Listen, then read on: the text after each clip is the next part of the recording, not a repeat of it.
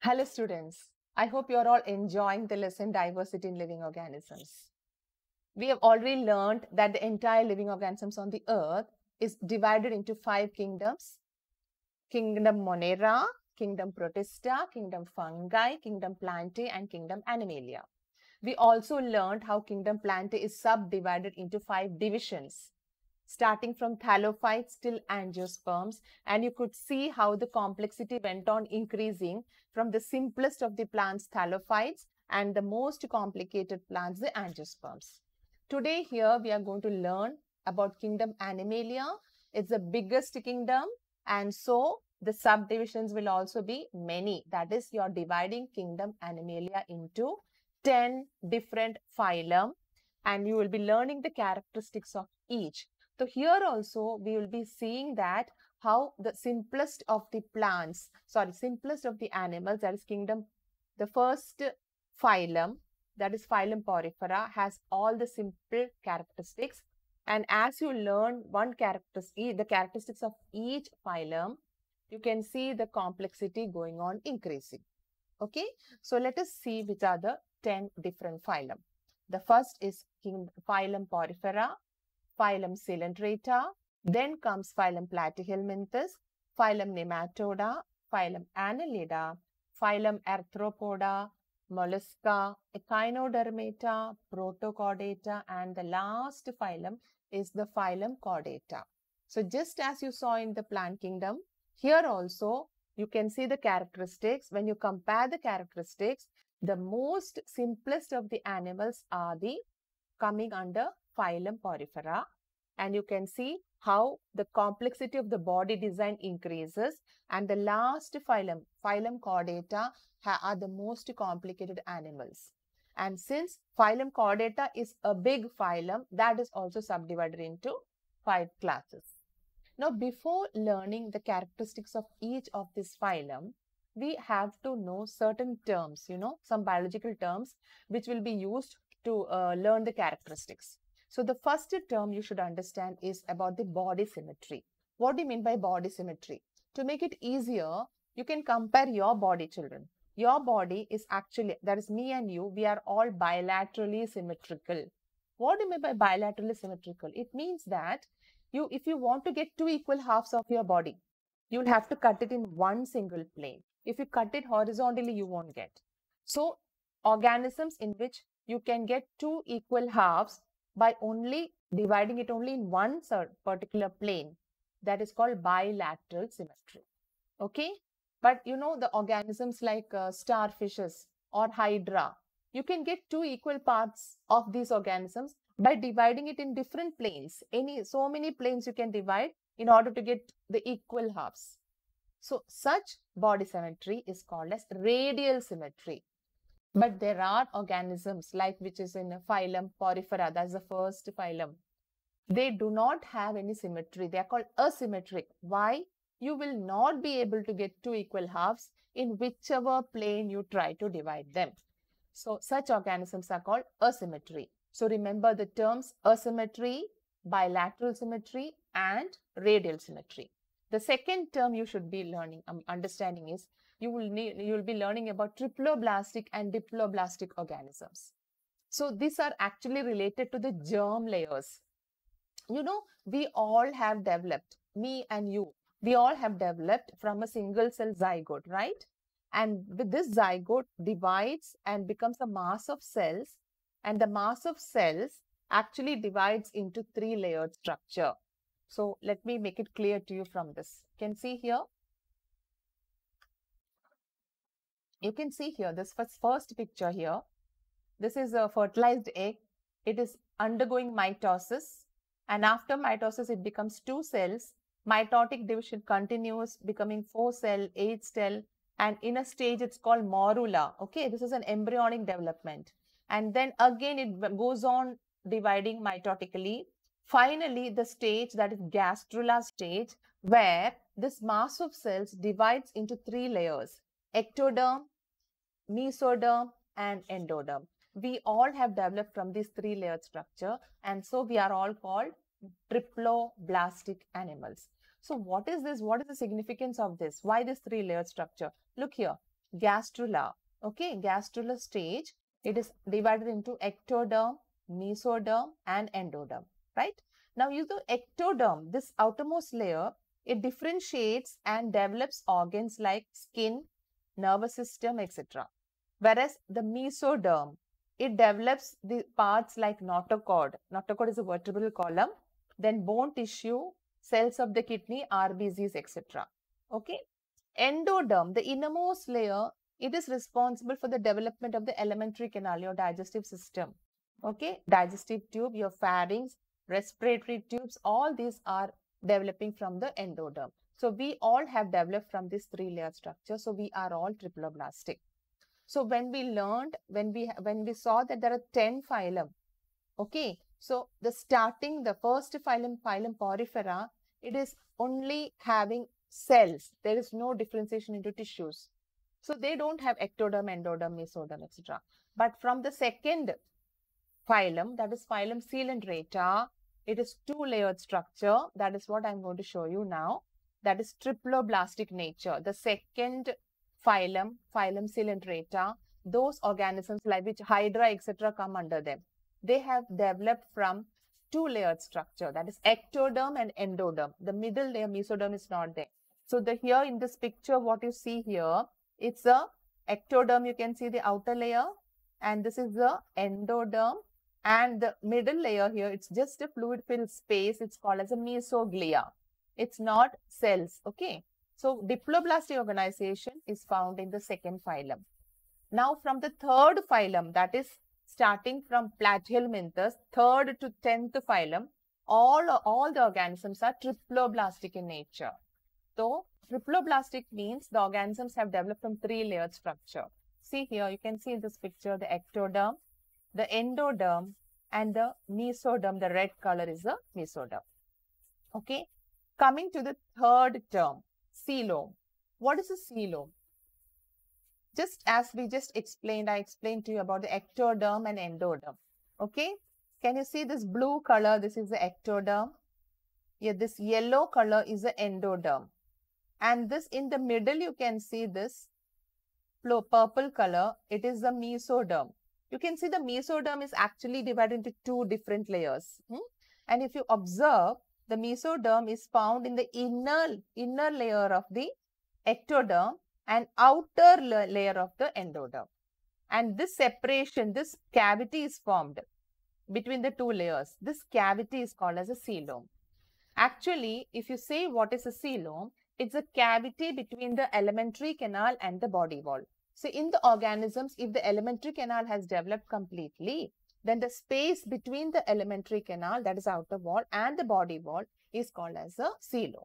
Okay, the coelomate organisms starts from the fifth phylum, because from the fifth phylum, the organ systems have developed properly. First, second, third, fourth, you can see very slowly the organs are developing. Okay, so we'll come to that one by one. So now, what is a coelom? You understood. Now, the coelom itself is of three types. If there is no coelom, or if there is a partial coelom, whether it is a true coelom.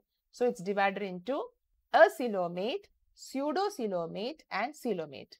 Just as we saw in the 10 different phylum, the first phylum and the second and the third phylum, they don't have coelom at all. Okay, no coelom is present. And you can see this picture, it is very clear. The blue color structure is the ectoderm, and this red color is the endoderm, and the gut yellow color is the endoderm, and this red is the mesoderm. Okay, but this actually doesn't have any cavity. You can see the mesoderm has completely filled, doesn't form any cavity here. So such organisms are called acoelomate.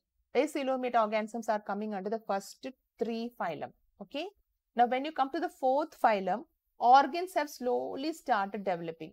Okay. So, just like we had amphibians in the plant kingdom, here also there's a transition. So, from acoelomate, suddenly it will not jump to coelomate. There's a small transition stage where you feel it's a false coelom is there. That is found in the phylum nematodes. We'll be learning about that's fourth phylum. Okay, so we'll be learning about it when we learn about it. Okay, so pseudocoelomate is a false coelom. That is, you can see this blue color layer of cells is the ectoderm.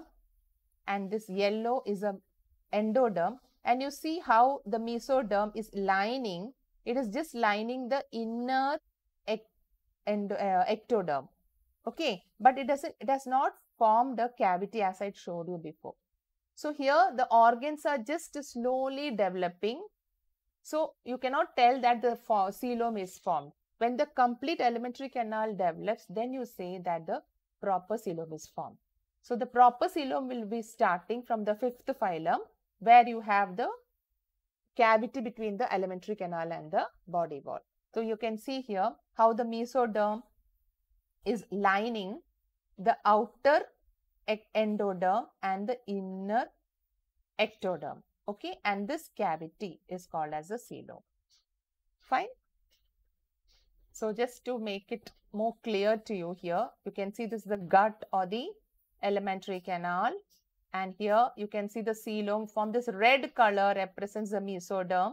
The red color mesoderm is lining the inner ectoderm and the outer endoderm. So that is, mesoderm has got divided into two layers, forming a cavity. Okay, and this is called as the coelom. Okay, so now we are going to start with the first phylum, phylum Porifera, which is the simplest of the animals in the animal kingdom. Okay. Examples: Spongilla, Cycon, and Euplectilla. Remember the examples: Spongilla, Cycon, and Euplectilla. And if you observe these organisms, children, you can see this completely porous body. These are all marine, okay, and these are all having pores in the body, due to which the name phylum Porifera. Fine. And they cannot move, they'll be always attached to some support. So they are non-motile. So whatever characteristics are there, I have just highlighted in yellow color for you to understand better. So pores over the body, all over the body, is the main identifying feature of this phylum. Cellular level of organization. Here, the complete body is made up of same type of cells. There is no differentiation into different tissues. So there is no question of whether it is diploblastic or triploblastic coelomate, nothing. It is a simple body organization with all the body cells are of similar type. Now, the main one more identifying feature here is it is having pores all over the body, as said, to circulate water to bring in food and oxygen. That is, the body is having pores. So the water will bring in the food through the water, and then there is a mouth-like structure called osculum through which it is going out. I'll show you that here. You can see here, this is a structure of a poriferan animal. This is the basic structure. The body, the pores throughout the body is called ostia. And you can see the water rich in oxygen entering through the ostia. It's not only oxygen, even tiny, very tiny organisms will be taken in through this. Amoeba, bacteria, whichever tiny microscopic organisms will be taken here along with water. Then the waste product along with carbon dioxide is exiting out through the osculum. Okay. So this is actually the identifying feature, that is pores leading to a canal system to circulate water to bring in food and oxygen, and water moves out through the osculum. And this is actually an experiment the people have done under the sea to show the ostia and osculum. You can see the porous body taking in that colored smoke and how the colored smoke is coming out of the osculum. Okay. Second phylum is phylum Coelenterata. Here also the word Coelenterata is because of its peculiar body structure, the coelentron. The best example being the hydra. You know, the cavity inside the hydra is called as a coelentron. Okay. So the hydra you can see, and this is a sea anemone. Example, sea anemone. And the third example is a jellyfish. Don't you see some similarity in all of them? All of them are having tentacles. Fine. And the last example is the corals. It's a little bit different from the other three. Corals, you know, it's very beautiful. You have already learned about it, studied about it. Or you may have seen it whenever you have visited some seashore, etc. Okay. So phylum Coelenterata, example hydra, sea anemone, jellyfish, and corals. Now the characteristics. You see, hydra, sea anemone, and jellyfish are solitary in nature, alone. single. Okay. Whereas corals are always living in colonies. They are found in colonies. Fine. Second structure, second characteristic, they are all diploblastic animals. What do you mean by diploblastic? They have developed from a two-layered structure, ectoderm and endoderm, no mesoderm. Okay, and tissue level of organization has started here in the second phylum. Next characteristic is they are acoelomate. Acoelomate, there is no coelom. Coelom will develop only if the alimentary canal has developed, isn't it? So there is no question of that. They have just reached till tissue level of differentiation. Organ and organ level is still left. So phylum Coelentrates are having, they are acoelomate in nature. Bilateral symmetry. You can see Hydra, if you remember, you can get two equal halves by through one plane only. So it's bilaterally symmetrical. Fine. This is the structure of the Hydra. It's given in your textbook. You can see the layer of Hydra. You can see its outermost layer. It's made up of epidermis and inner layer is the endodermis. Okay. Now these two, it has this yellow color. Can you see this yellow color? This is called mesoglia. It's a fluid filled space. And then inside this endodermis is also called as gastrodermis because it is in connection with the gastrovascular cavity. This gastrovascular cavity is also called as a coelentron. That is why the name Coelentrates.